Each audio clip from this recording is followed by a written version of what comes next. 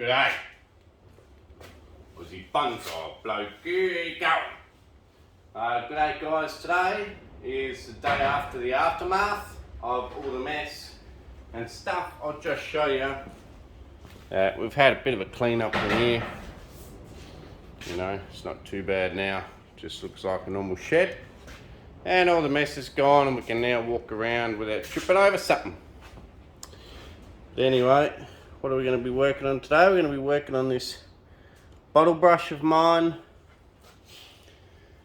What do I say about it? Well, it's been a really good tree to me, and I was thinking about trying to get it into the,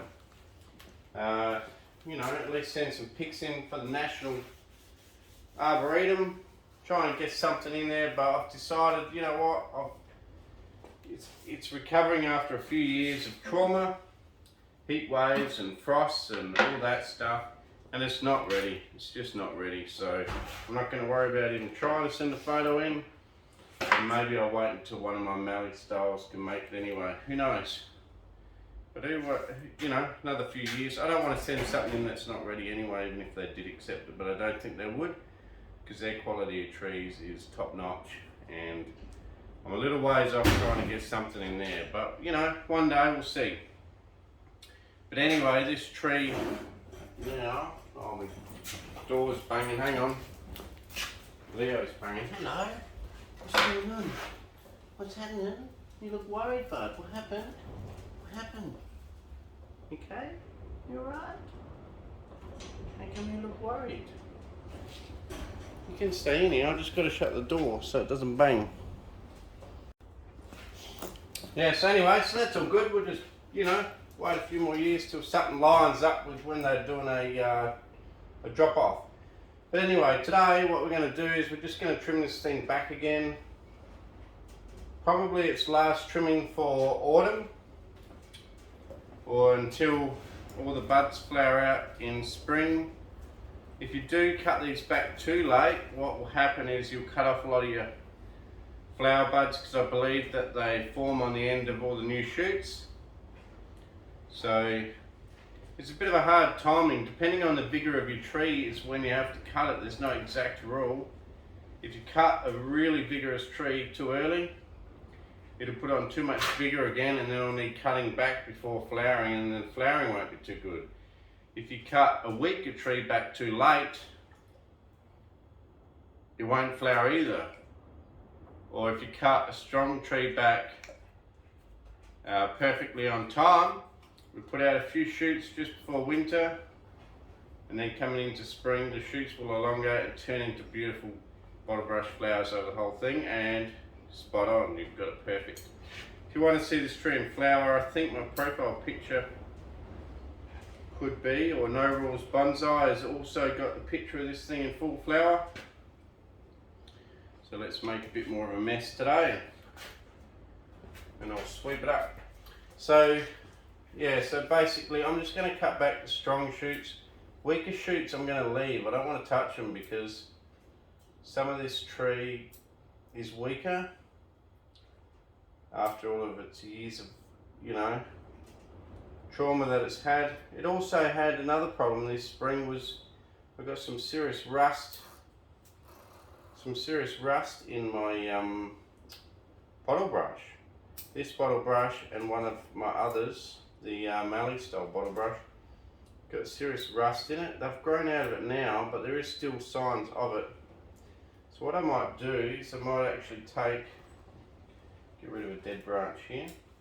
I might actually take a preemptive strike and actually spray with a fungicide now, and then I might do another fungicide, you know, late winter, just to try and keep, or maybe even 2 fungicide treatments during winter, just to try and keep fungicide under control, because I don't want that to happen again, because it did impact the growth a fair bit. Basically it sat stagnant for a fair time before finally the tree put out some really nice growth. And I've had that happen the last couple of years actually.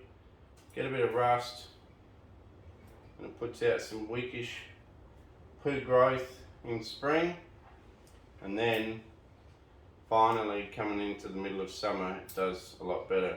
So I'm not quite sure whether that's to do with my shade structure that I had up with 90% shade, or whether it's just living out here in the paddock with all these, you know, funguses and stuff coming in from the bigger trees out and around the place. Not sure, but I'm not going to take the risk this year. I'm going to actually give it a fungicide. I'll have to experiment on the best fungicide.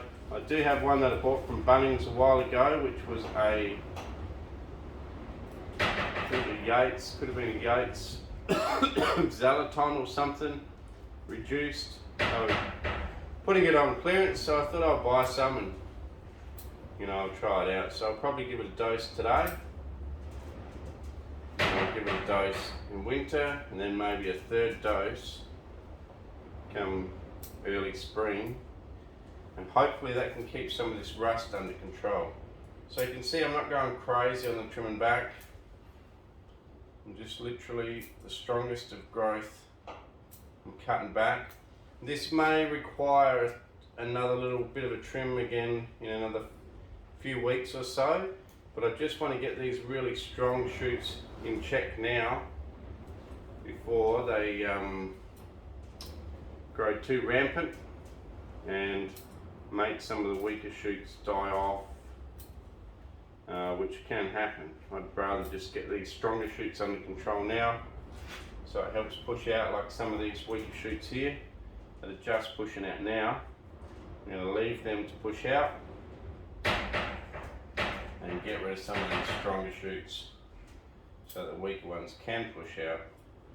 Another thing I'll do is try and bring it back to 2 shoots for any one location. If you guys have dealt with bottle brush, you know they're quite prone to putting out 3 or 4 from one location. So I'll try and bring it into check, bring it back to 2. So I'm just going to probably go through here, bring it all back to 2, shorten it all, keep the weaker shoots on the top and the stronger shoots on the bottom to try and balance out the growth a bit, and yeah, knock it back to 2 shoots in any one location. Keep stronger on the bottom, I'll keep the weaker on the top, and then hopefully that way the strength of the shoots will even out, and anything that's ultra weak I'm not going to cut at all, and maybe we'll see how it's going in another month as to whether or not we need to cut some of the weaker ones which maybe have turned strong. We'll see, but for now back to 2 shoots and cut back the strong, keep the weak, and just try and balance some energy in this tree. And then we're going to give it a spray and maybe do some branch decisions. So there's a few dead branches in here still from when it had a hard life, when it got burnt. So here's a dead branch in here. Get rid of that dead branch. So I'll get rid of dead branches as well, and then maybe at the end we'll have a bit of a chat about the tree, and I'll try and find and I've got a couple of bigger decisions to make which I'll run you guys through as well. So I'm going to just casually do that, maybe run the hyperlapse while I do it. But yeah, still a pretty cool tree. It just needs to keep recovering. It's in a bigger pot now from Luke Parsons, so that should help its recovery. The other pot was a bit small for it, and I got to fix up that banging door. That's annoying. Okay, hyperlapse time. I'll just go through and clean it up. Cheers.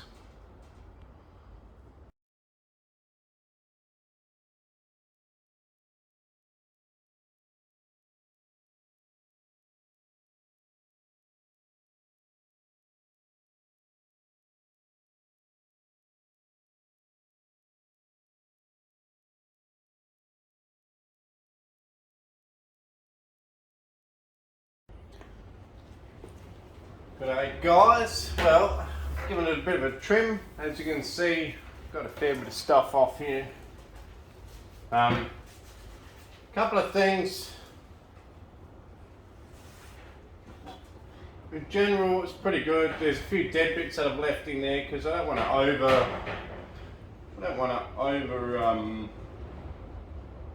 what do you call it?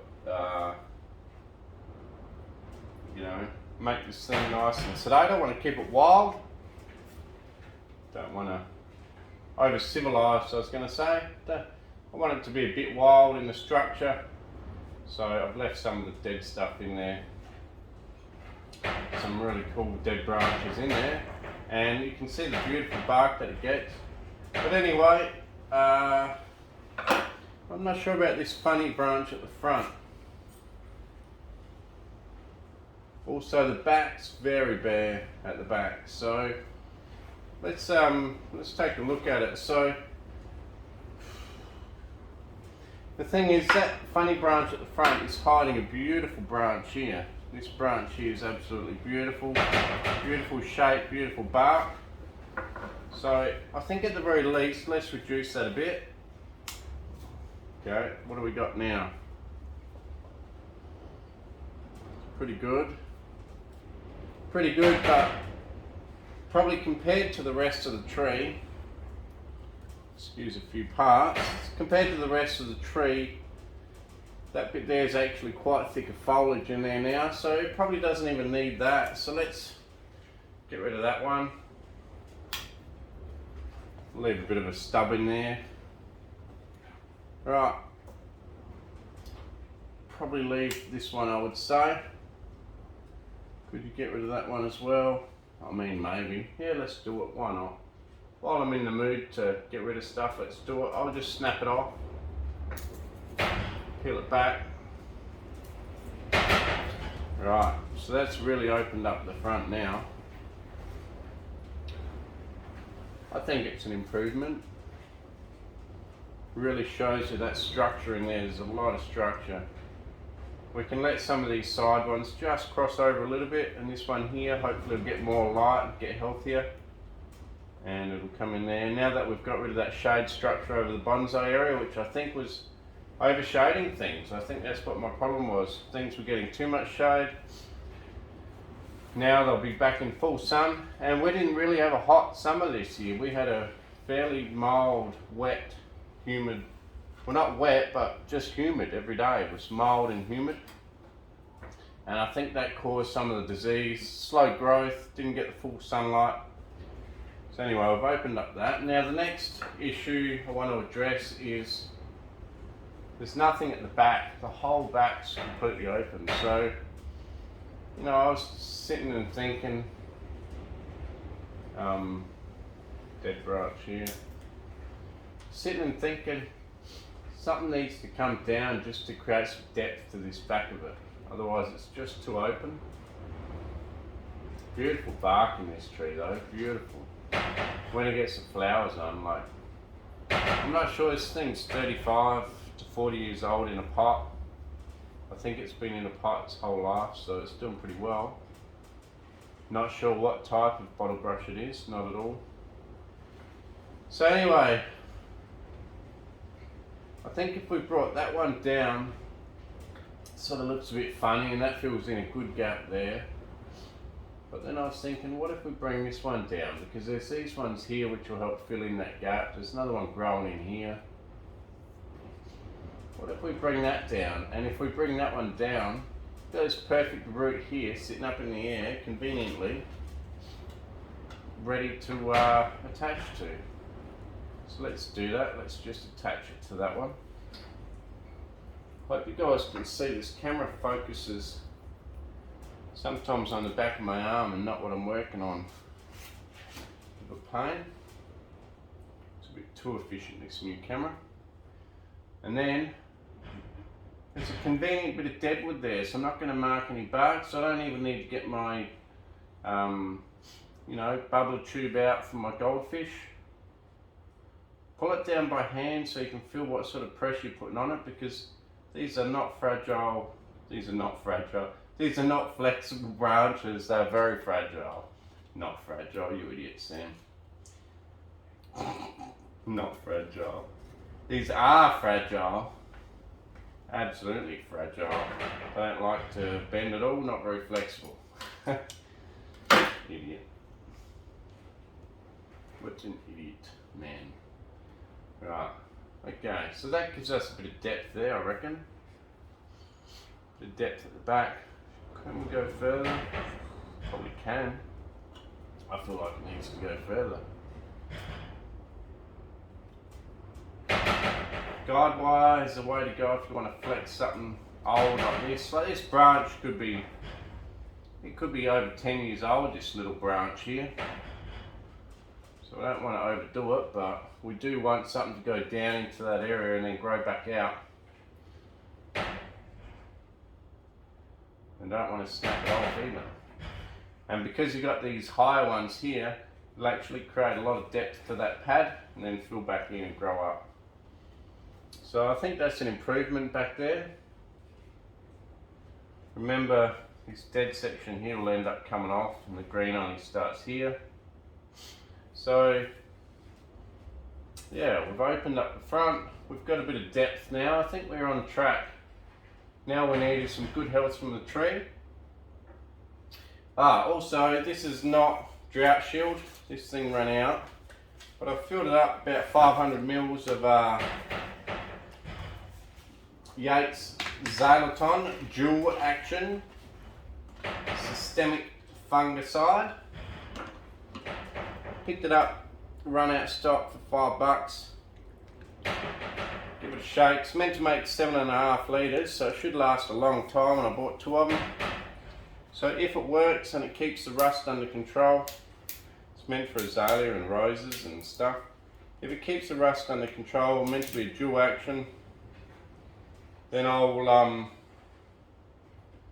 yeah, probably look at giving at least my bottle brushes an ongoing treatment, because I know over in the west coast, 1, 2, 3, 4, 5, 6, 7, so it's 11 drops per litre. I've got about 500 mils. I just put 7 in, so I've actually overdosed it slightly, but I feel like that's going to last me a long time, probably a year, just this one, and I've got another one of them.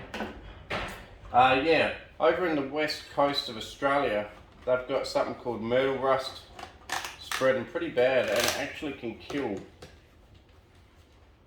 bottle brushes and melaleucas. So it's a serious thing, you know, don't let it get too far out of control.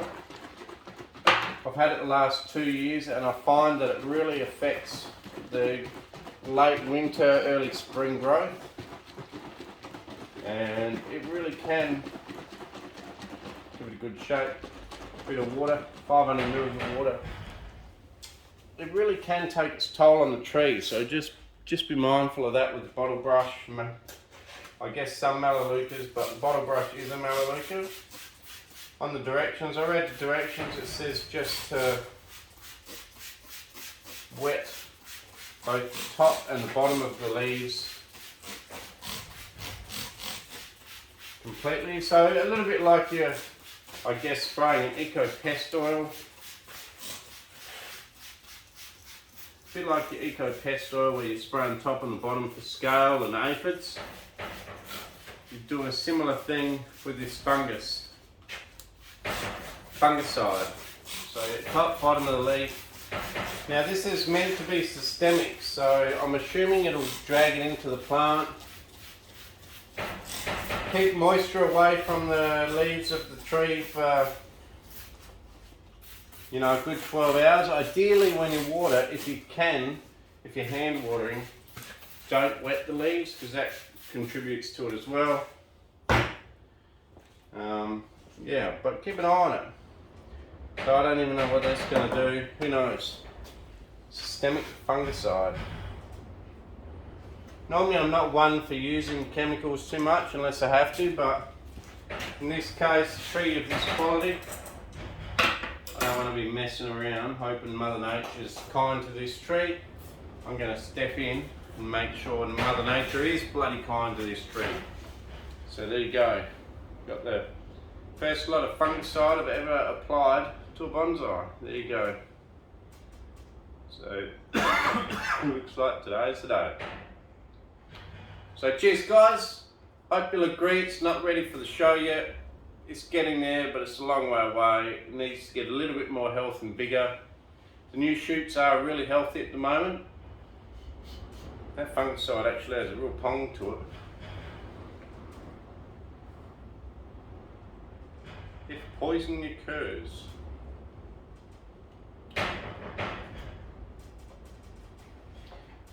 Tebuconazole, trifloxystrobin. That's the 2 ingredients. Alright, cheers guys. Give you a bit of a spin on the way out. Hopefully this tree here powers on and becomes a masterpiece, and maybe one day, who knows, might make it to the National Canberra Arboretum. Who knows? Probably not, but you never know. One of my favourites anyway, for sure. Cheers guys, thanks for watching, and hopefully we can show you some good flowers come spring. We're off into winter now, or soon anyway. Cheers.